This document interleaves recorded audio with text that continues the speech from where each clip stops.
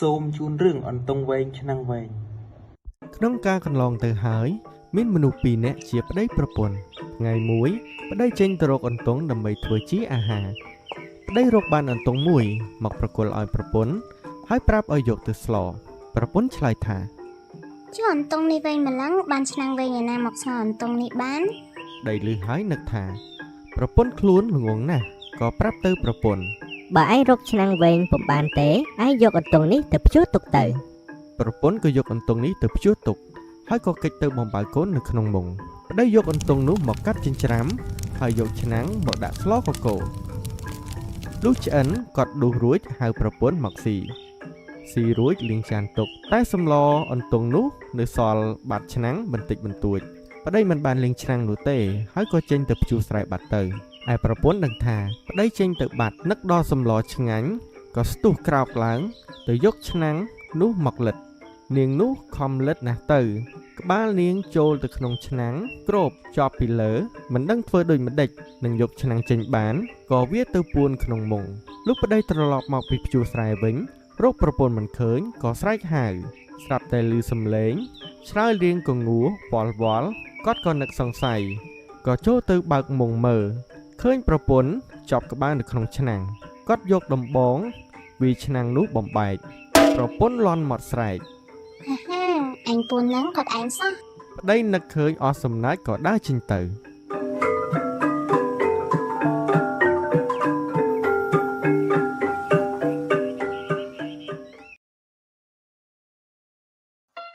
ព្រឹកមួយកសិករចំណាស់ម្នាក់ឈ្មោះសែមបានយកផ្លាកមួយផ្ទាំងទៅបោះភ្ជាប់នឹងទ្វារចូលដីដ៏ធំរបស់គាត់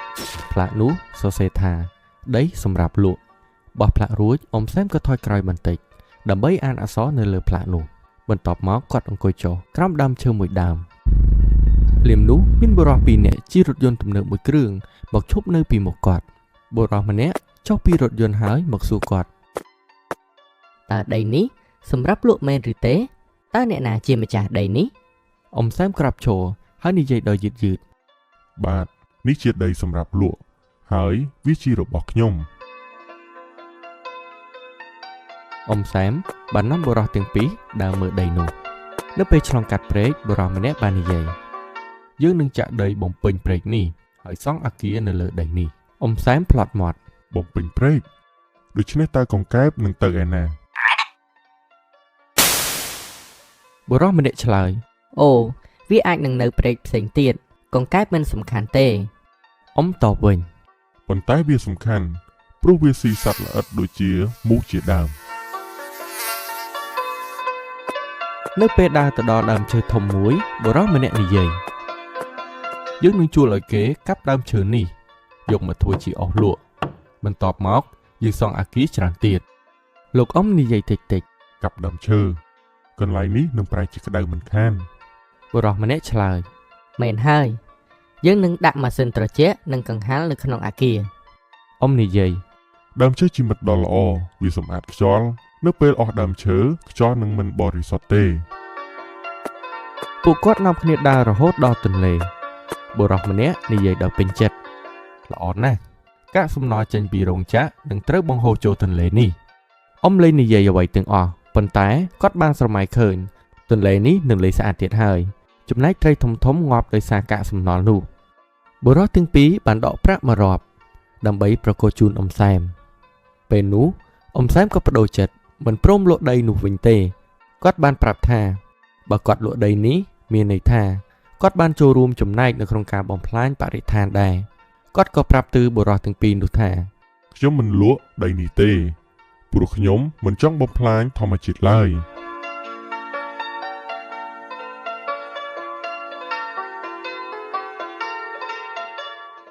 រឿងស្រីកណ្ដុរល្អោចកាលពីដើមមានបុរសម្នាក់មានប្រពន្ធបុរសនោះតែងតែទៅកាប់ចំការរាល់ថ្ងៃលុះកាប់ទៅដល់ដើមជ្រៃធំមួយដែលជាកន្លែងដែលស្ដេចកណ្ដុរសរស់នៅធ្វើឲ្យស្ដេចកណ្ដុរសមានសេចក្តីផិតភ័យយ៉ាងខ្លាំងស្ដេចកណ្ដុរសក៏បានអង្វរបុរសនោះថាសូមឲ្យលោកទុកតាដើមជ្រៃមួយនោះខ្ញុំនឹងប៉មមាសមួយដុំឲ្យលោករាល់ថ្ងៃប្រពន្ធសួរថា តើអ្នកបានមាសមកពីណាប្តីថានាងកុំចង់ដឹងអីចេះតែទុកទៅប្រពន្ធសួរថាបើអ្នកមិនប្រាប់ខ្ញុំនឹងទៅប្តឹងអ្នករាជការឬទទួលថ្វាយស្ដេចថាអ្នកជាអ្នកលួចព្រះរាជទ្រព្យពេលនោះអ្នកនឹងមានទោសបុរសនោះឮប្រពន្ធថាដូច្នេះក៏ភ័យហើយបានថ្លែងប្រាប់ទៅប្រពន្ធតាមដំណើរដែលបានមាសមកពីស្ដេចកណ្ដុរសនោះនាងប្រពន្ធបានឮដូច្នេះហើយក៏ប្រាប់ទៅប្តីវិញថា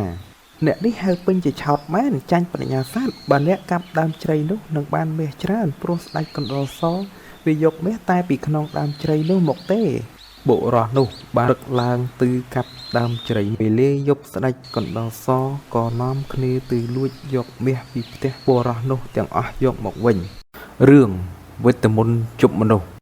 មាននិទានមួយដំណាលថាមានបុរស4នាក់ទៅស្វែងរកសិលវិជ្ជាពីឥសីម្នាក់ដែលរស់នៅក្បែរនគរចន្ទសិលាបុរសទាំង4នាក់នោះបានទៅសុំឥសីរៀនសិលវិជ្ជា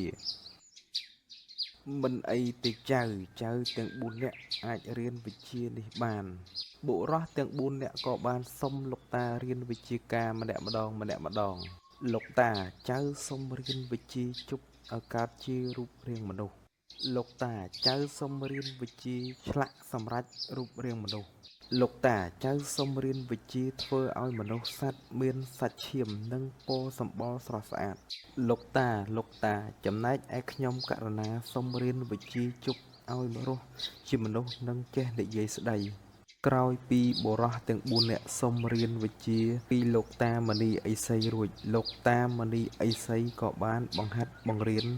វិជ្ជាទាំងនោះដល់ពួកគេពីមួយថ្ងៃទៅមួយថ្ងៃពួកគេខំប្រឹងរៀនសូត្រនៅវិជ្ជាដែលលោកតាបានបង្រៀនរៀងខ្លួនដោយខិតខំព្យាយាមអស់ពីកម្លាំងកាយកម្លាំងចិត្តនិងស្មារតីសិក្សានៅវិជ្ជារៀងខ្លួនដែលលោកតាបានបង្ហាត់មិនយូរប៉ុន្មានបុរសទាំង4នាក់បានក្រាបលាសំពះលោកតាឥសីទៅស្រុកវិញ